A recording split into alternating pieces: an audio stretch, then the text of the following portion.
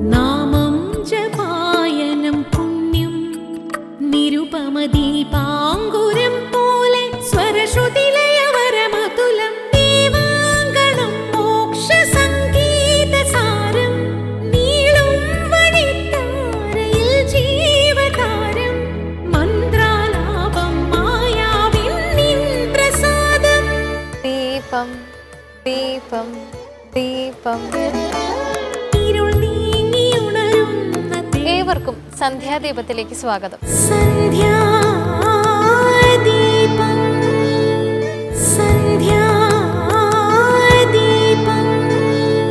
നാം ഒരു മനുഷ്യൻ എന്ന നിലയിലുള്ള എല്ലാ കർമ്മങ്ങളും ചെയ്യുക. എന്നാൽ ഞാൻ ശരീരമല്ല എന്ന ബോധം ഉള്ളിലുണ്ടാകണം. ഈ ശരീരമുള്ള കാലത്തോളം ഈ മായയുടെ ഭാഗമാകേണ്ടത് എൻ്റെ ചുമതലയാണെന്ന് ചിന്തിച്ച് ജീവിക്കുക. ഇതത്രേ സഹജ സമാധി. ഈ അവസ്ഥയിൽ വേദനകളോ ഉത്കണ്ഠകളോ നമ്മെ അലട്ടുകയില്ല. മറ്റുള്ളവരുടെ കണ്ണിൽ നാം തികച്ചും സാധാരണക്കാരനായ മനുഷ്യനായിരിക്കുകയും ചെയ്യും. മറ്റുള്ളവരെ ബുദ്ധിമുട്ടിക്കാത്ത, വേദനിപ്പിക്കാത്ത സമാധിയാണത്. ഇതും മോക്ഷകരമാകും. നിരണം കവികളിൽ രണ്ടാമൻ ശങ്കര പണിക്കരാണ്. എഴുത്തച്ഛനു മുൻപ് മഹാഭാരതത്തെ മലയാളത്തിൽ ലളിതമായി അവതരിപ്പിച്ച കവിയാണ് ശങ്കര പണിക്കർ. ഭാരതമാല എന്നാണ് കൃതിയുടെ പേര്. ഇതിഹാസ കഥയുടെ പുനരാവിഷ്കരണമെങ്കിലും ഭാഗവതത്തിന്റെ സ്വാധീനം ഈ കൃതിയിൽ ധാരാളമുണ്ട്. അതുകൊണ്ട് തന്നെ ഭക്തികൃതികളുടെ ഭാഗമായി ഇത് നിലകൊള്ളുന്നു. ഇനി സന്ധ്യാനാമം കേൾക്കാം.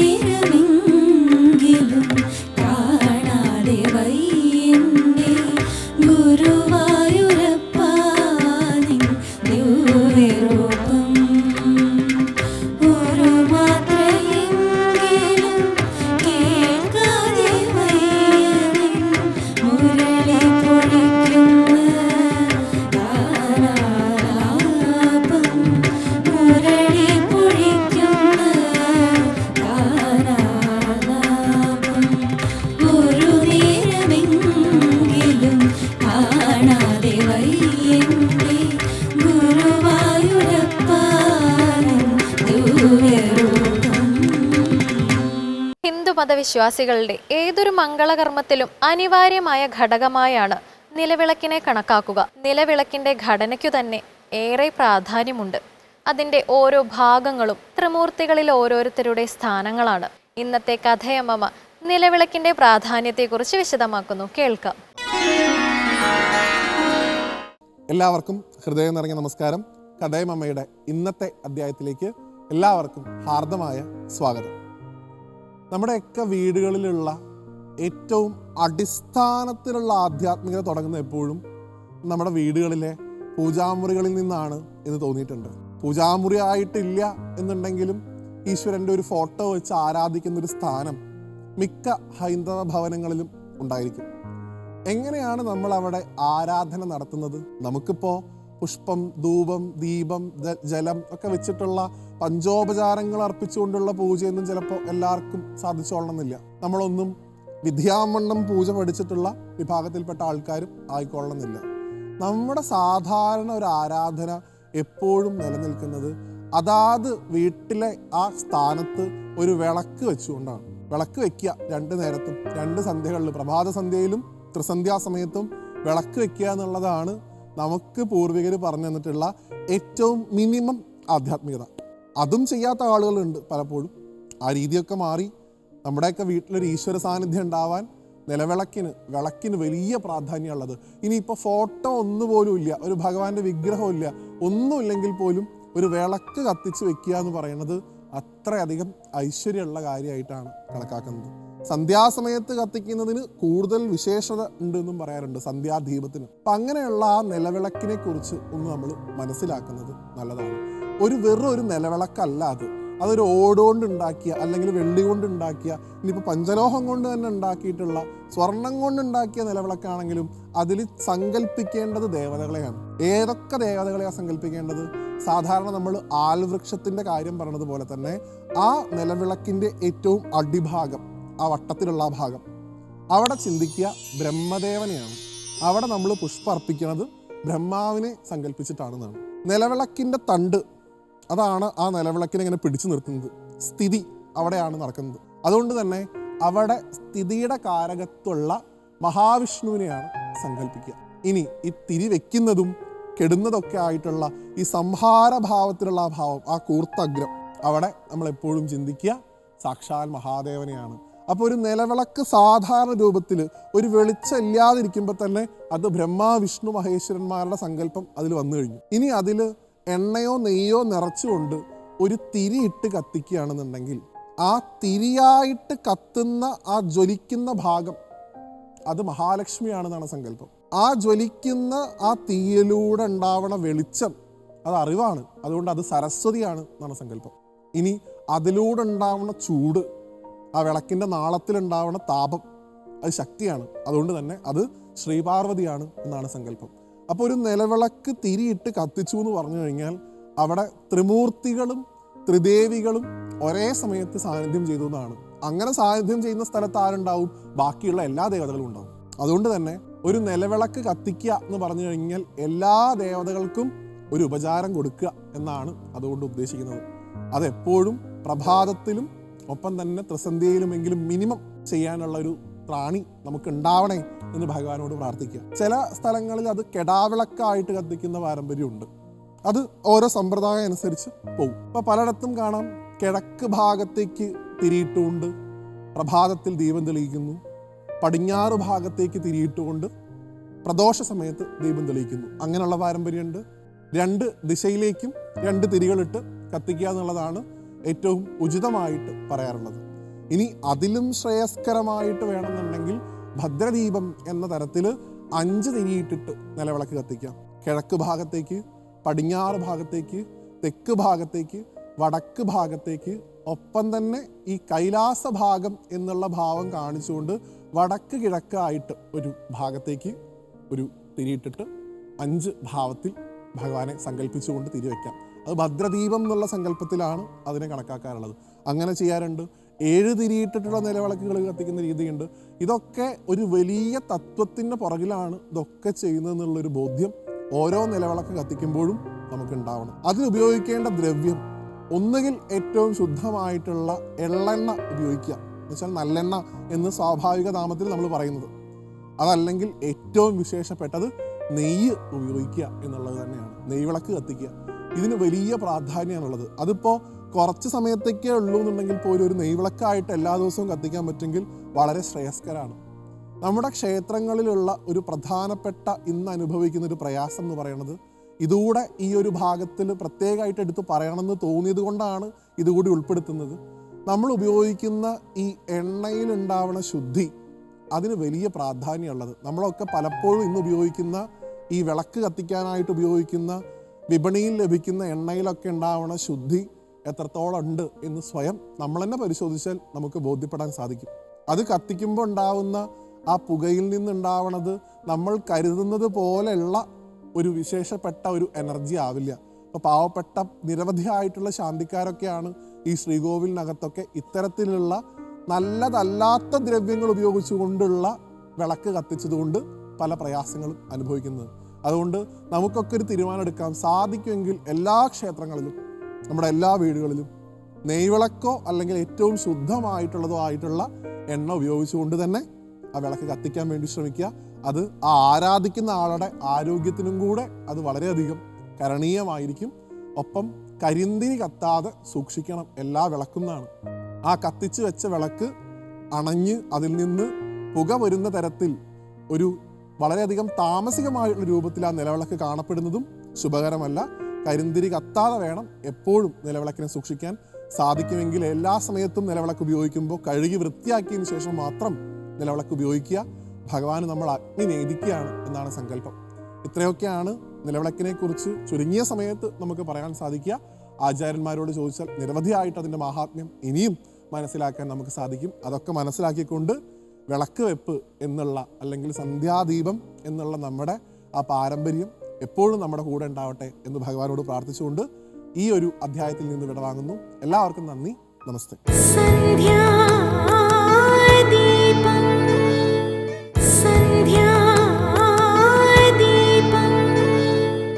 അതിപ്രാചീനവും ത്രേതായുഗത്തിൽ പ്രതിഷ്ഠിച്ചതുമായ ക്ഷേത്രമാണ് കന്യാകുമാരി ജില്ലയിലെ തിരുവട്ടാറുള്ള ആദിപെരുമാൾ ക്ഷേത്രം. തിരുവിതാംകൂർ രാജവംശത്തിന്റെ ആദ്യകാല ആരാധനാ സ്ഥാനമാണിത്. പടിഞ്ഞാറ് ദർശനമായാണ് അനന്തശായിയായ പെരുമാൾ പ്രതിഷ്ഠ. തിരുവനന്തപുരത്തെ പത്മനാഭൻ തിരുവട്ടാറിലെ ആദിപെരുമാളും മുഖത്തോട് മുഖം നോക്കി കിടക്കുന്നതായാണ് സങ്കല്പം. ഇനി ദീപാരാധന കാഴ്ചയ്ക്കായി ക്ഷേത്രാങ്കണത്തിലേക്ക് പോകാം.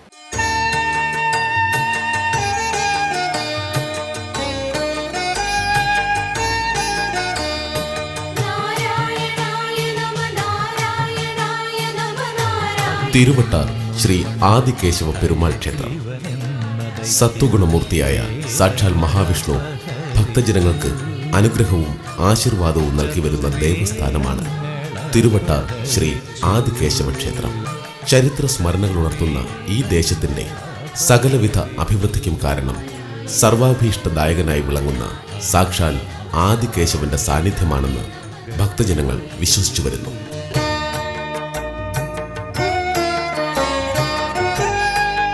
ഭാരതവർഷത്തിലെ 108 പഴയ മലയാള നാട്ടിലെ 13 തിരുപ്പതികളിലൊന്നായ തിരുവട്ടാർ ശ്രീ ആദികേശവ ക്ഷേത്രം ഇന്നത്തെ തമിഴ്നാട് സംസ്ഥാനത്തിലാണ് സ്ഥിതി ചെയ്യുന്നത്. തിരുവനന്തപുരത്തു നിന്നും ഏതാണ്ട് 50 കിലോമീറ്റർ തെക്കുമാറി കന്യാകുമാരി ജില്ലയിലെ കൽക്കുളം താലൂക്കിലാണ് തിരുവട്ടാർ ശ്രീ ആദികേശവ ക്ഷേത്രം സ്ഥിതി ചെയ്യുന്നത്. കേശൻ എന്നു പേരുള്ള ഒരു അസുരനുമായി ബന്ധപ്പെട്ടതാണത്രേ തിരുവട്ടാർ ക്ഷേത്രത്തിലെ സ്ഥലപുരാണം. ഒരിക്കൽ മഹാവിഷ്ണുവിനെ പ്രീതിപ്പെടുത്തുന്നതിനായി ബ്രഹ്മദേവൻ ബലിയർപ്പിച്ചതിൽ ഒരു പിഴവ് പറ്റുകയുണ്ടായി. ഹോമകുണ്ടത്തിൽ നിന്നും അസുരനായ കേശനും സഹോദരി കേശിയും ആവിർഭവിച്ചു. ഒരിക്കലും മരിക്കുകയില്ലെന്ന് വരം നേടിയ അവരുടെ ദുഷ്കർമ്മങ്ങൾ കൊണ്ട് പൊറുതിമുട്ടിയ ജനങ്ങൾ മഹാവിഷ്ണുവിനെ ശരണം പ്രാപിച്ചു. അസുരന്മാരുടെ ആക്രമണങ്ങൾ അമർച്ച ചെയ്യുന്നതിന് ആദിശേഷനാൽ അനുഗതനായി ഭഗവാൻ ഭൂമിയിൽ വന്നു. കേശനും കേശിയും ഈ സമയത്ത് തിരുവട്ടാറിലെത്തിയിരുന്നുവത്രേ. ഇവിടെ വെച്ച് അനന്തൻ കേശനെ പിടികൂടി വരിഞ്ഞു മുറുക്കി തൻ്റെ ദേവനെ ശയിക്കുവാനുള്ള തൽപ്പമാക്കി. അസുരന്റെ 12 കൈകളെയും നിശ്ചലമാക്കുന്നതിന് ഓരോ കൈയിലും ഓരോ ശിവക്ഷേത്രം സ്ഥാപിച്ചു. കേശനെ ജയിച്ച ഭഗവാൻ കേശവനായി അറിയപ്പെട്ടു. ആദിശേഷനുമായി ബന്ധപ്പെടുത്തിയാണ് ആദികേശവൻ എന്നറിയപ്പെടുന്നത്. കേശന് ജയിച്ച ഭഗവാൻ കേശന്റെ സഹോദരി കേശിക്കും ഉചിതമായ ശിക്ഷ നൽകി. അവളെ വിനാശകാരിയായ ഒരു നദിയാക്കി മാറ്റി.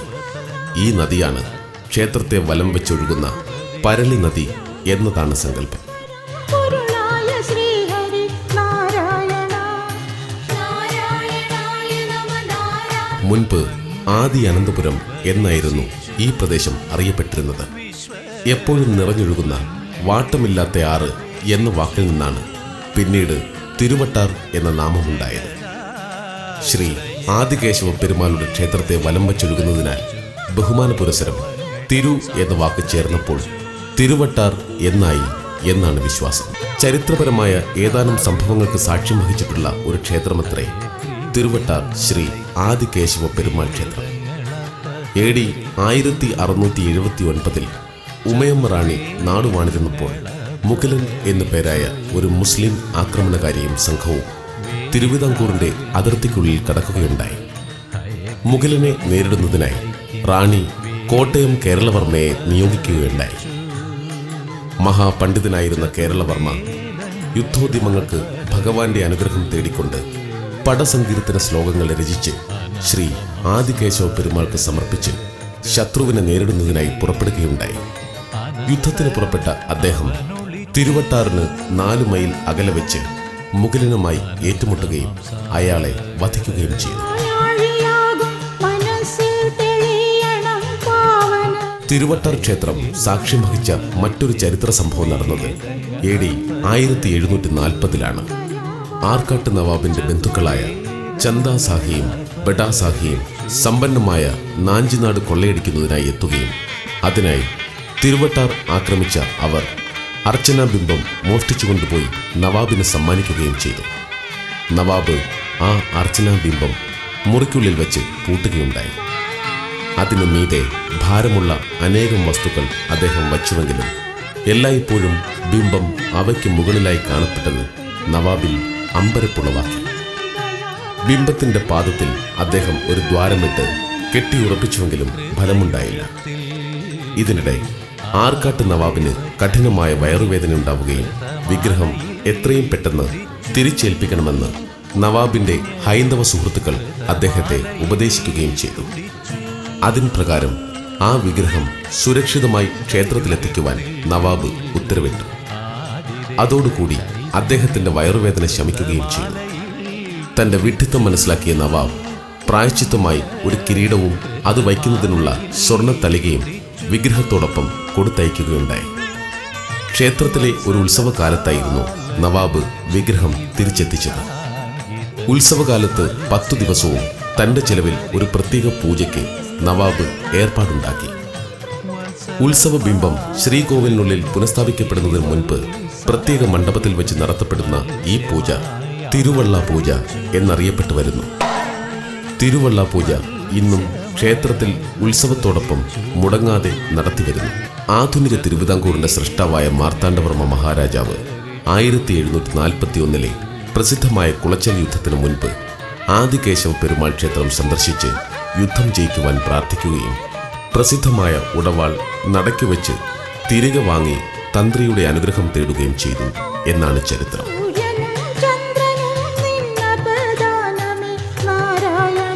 പത്മപുരാണ പ്രകാരം മഹാവിഷ്ണുവിന്റെ 24 രൂപങ്ങളിലൊന്നാണ് കേശവൻ. മഹാവിഷ്ണുവിന്റെ ശയനരൂപം ശിലാനിർമ്മിതമാകുവാൻ പാടില്ല എന്ന് ആഗമങ്ങൾ അനുശാസിക്കുന്നു. 24 സങ്കല്പങ്ങളിലൊന്നായ തിരുവനന്തപുരത്തെ ശ്രീ അനന്തപത്മനാഭസ്വാമിയുടെയും തിരുവട്ടാറിലെ ശ്രീ അനന്തശായിയുടെയും വിഗ്രഹങ്ങൾ തമ്മിൽ മാത്രമല്ല 2 ക്ഷേത്രങ്ങളുടെയും പൊതുവായ രൂപത്തിനും ആചാരക്രമങ്ങൾക്കും സാദൃശ്യമുണ്ട്. പല ഉത്സവങ്ങളും 2 ക്ഷേത്രങ്ങളിലും കൊണ്ടാടപ്പെടുന്നു. രാജകുടുംബവുമായി ബന്ധപ്പെട്ട് ശ്രീ പത്മനാഭസ്വാമി ക്ഷേത്രത്തിൽ നടക്കുന്ന ഔദ്യോഗിക ചടങ്ങുകളുടെ പ്രതിഫലനം ആദികേശവ പെരുമാൾ ക്ഷേത്രത്തിലുമുണ്ടാകും. തിരുവിതാംകൂർ മഹാരാജാവിന്റെ പ്രതിനിധി കയ്യിൽ വാളുമായി തിരുവട്ടാറിലെ ഉത്സവത്തിൽ പങ്കുകൊള്ളുന്നതും പതിവാണ്. ശ്രീ പത്മനാഭസ്വാമി ക്ഷേത്രത്തിൽ എന്നതുപോലെ ശ്രീ ആദികേശവ പെരുമാൾ ക്ഷേത്രത്തിലും കേരളത്തിലെയും തമിഴ്നാട്ടിലെയും ശില്പകലയുടെ സമഞ്ജസമായ സമ്മേളനം ദൃശ്യമാണ്. തിരുവട്ടാർ ക്ഷേത്രത്തിന്റെ അതിവിസ്തൃതമായ ശിവേലിപ്പുര ദീപലക്ഷ്മികളാൽ അലങ്കൃതമായ 222 കരിങ്കൽ തൂണുകൾ കൊണ്ട് മനോഹരമാക്കിയിരിക്കുന്നു. വസ്ത്രധാരണത്തിലും കേശാലങ്കാരത്തിലും മുഖഭാവത്തിലും വ്യത്യസ്തത പുലർത്തുന്നവയാണ് ഓരോ ദീപലക്ഷ്മിയും. ഭീമാകാരരായ വ്യത്യസ്ത രൂപങ്ങളിലുള്ള 2 ദ്വാരപാലകരാൽ അലങ്കൃതമാണ് ക്ഷേത്രത്തിന്റെ ബലിക്കൽപുര. നായക് ശൈലിയിൽ നിരവധി തൂണുകളോട് കൂടിയതാണ് ഈ ബലിക്കൽപുര.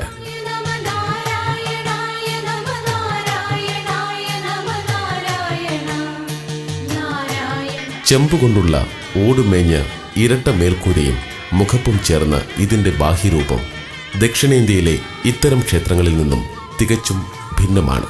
കല്ലും മരവും കുമ്മായവും ഉപയോഗിച്ചുള്ള ശില്പകലാ വൈഭവത്തിന്റെ ഉദാത്ത മാതൃകകളാണ് തിരുവട്ടാർ ക്ഷേത്രത്തിൽ എങ്ങുമുള്ളത്. ക്ഷേത്രത്തിന്റെ ചുറ്റമ്പലത്തിലേക്കുള്ള പടിഞ്ഞാറ് വശത്തെ പ്രധാന പ്രവേശന കവാടത്തിന്റെ ഒരു വാതിൽപ്പാളിയുടെ 2ാമത്തെ ചട്ടത്തിൽ താമരയ്ക്ക് പകരം അനന്തശയനവും മറ്റേതിൽ ഗോപസ്ത്രീ വസ്ത്രാക്ഷേപവുമാണ് കൊത്തിവെച്ചിട്ടുള്ളത്.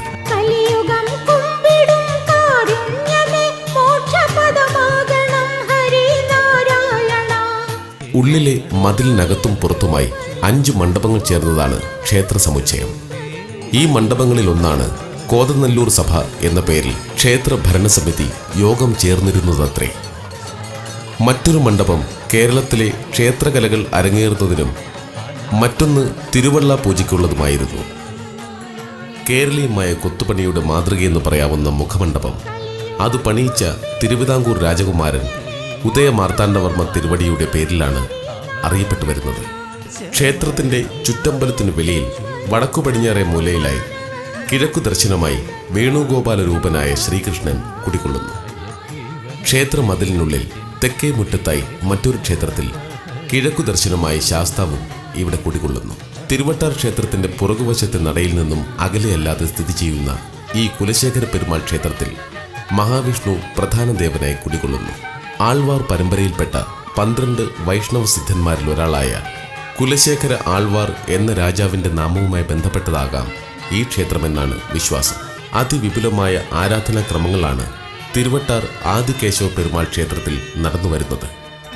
മുൻപ് തിരുവട്ടാർ മഹാരാജാവ് നിയമിക്കുന്ന കുടനമ്പിമാരും തൃശൂർ നടുവിലെ മഠത്തിലെയും മുഞ്ചിറ മഠത്തിലെയും പുഷ്പാഞ്ജലി സ്വാമിയാർമാരും ഇവിടുത്തെ പൂജാതി കർമ്മങ്ങളിൽ സുപ്രധാനമായ പങ്ക് വഹിച്ചിരുന്നുവത്രേ. മണലിക്കര പോറ്റിയും വഞ്ചിയൂർ അത്തിയപ്പാറ പോറ്റിയുമാണ് ക്ഷേത്രത്തിലെ താന്ത്രിക അധികാരം കൈയാളുന്നത്.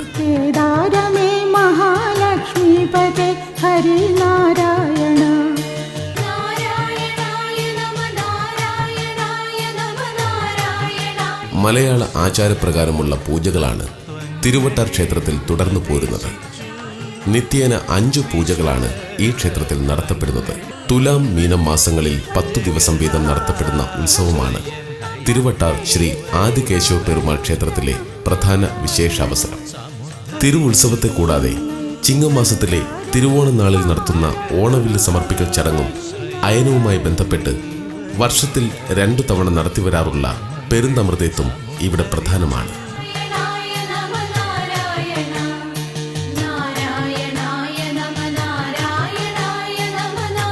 തന്റെ ദർശനത്തിനായി എത്തുന്ന ഭക്തജനങ്ങൾക്ക് സർവ്വവിധ പാപങ്ങളിൽ നിന്നും മുക്തി നൽകി അനുഗ്രഹാശിസുകൾ ചൊരിഞ്ഞുകൊണ്ട് പരിലസിക്കുകയാണ് തിരുവട്ടാറിൽ ശ്രീ ആദികേശവ പെരുമാൾ.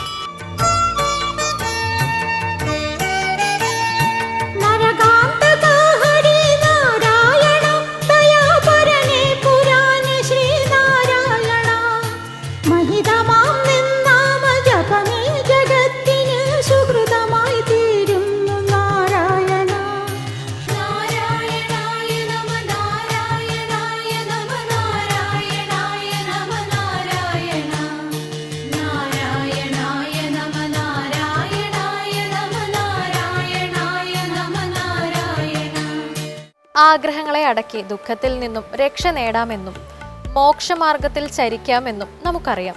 എന്നാൽ ഇത് എല്ലാ മനുഷ്യർക്കും കഴിയുന്ന കാര്യമല്ല. എങ്കിലും മറ്റൊന്ന് ചെയ്യാൻ കഴിയും. നമ്മുടെ ആഗ്രഹങ്ങൾ ലളിതമാക്കുക. അത് മറ്റുള്ളവർക്ക് ദോഷമുണ്ടാക്കാത്തതും നല്ല ഉദ്ദേശമുള്ളതുമായിരിക്കാൻ ശ്രദ്ധിക്കുക. ഇന്നത്തെ സന്ധ്യാദീപം ഇവിടെ പൂർണ്ണമാകുന്നു. ഏവർക്കും നന്ദി.